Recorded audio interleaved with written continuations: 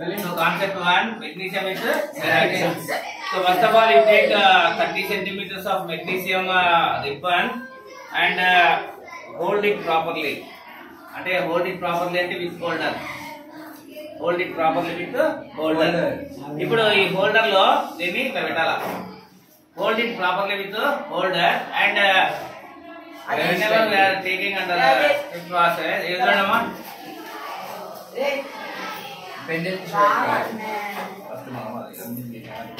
Okay, first of all, you remove bed, then remove bed tarvata you take on the plate. మామూలుగా అయితే plate use చేయాలా? ఎందుకంటే బాబు ఇదండి. So magnesium burn like magnesium burn brightly. So now you observe here the formation of white ash. ఇక్కడ white ash అనేది form అవుతా ఉంది.